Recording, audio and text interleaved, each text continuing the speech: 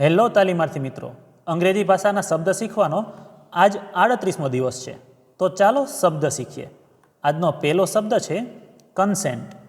તેનો સ્પેલિંગ છે CONSENT.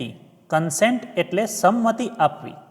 ઉદાહરણ તરીકે, હી gave his consent for the proposal. તેણે પ્રસ્તાવ માટે સંમતિ આપી.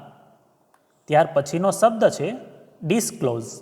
તેનો સ્પેલિંગ છે DISCLOSE. ડિસ્ક્લોઝ એટલે ખુલાસો કરવો. ઉદાહરણ તરીકે, she disclosed details in the meeting. તેણે મીટિંગમાં વિગતોનો ખુલાસો કર્યો. ત્યાર પછીનો શબ્દ છે એન્ફોર્સ. તેનો સ્પેલિંગ છે ENFORCE.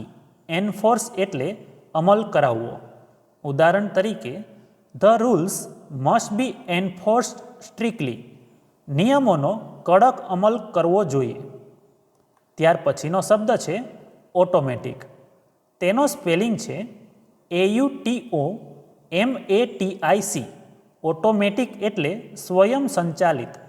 ઉદાહરણ તરીકે, the robot works on A automatic cycle. Robot સ્વયં સંચાલિત ચક્ર પર કામ કરે છે. ત્યાર પછીનો શબ્દ છે રિપેર. તેનો સ્પેલિંગ છે REPAIR. રિપેર એટલે સમારકામ. ઉદાહરણ તરીકે, the technician come to repair the machine. Technician machine repair કરવા આવ્યો. તો મિત્રો, આજે શીખેલા 5 શબ્દો આ રીતે હતા. કન્સેન્ટ એટલે સંમતિ આપવી, ડિસ્ક્લોઝ એટલે ખુલાસો કરવો, એન્ફોર્સ એટલે અમલ કરાવવો, ઓટોમેટિક એટલે સ્વયં સંચાલિત, અને છેલ્લે રિપેર એટલે સમારકામ.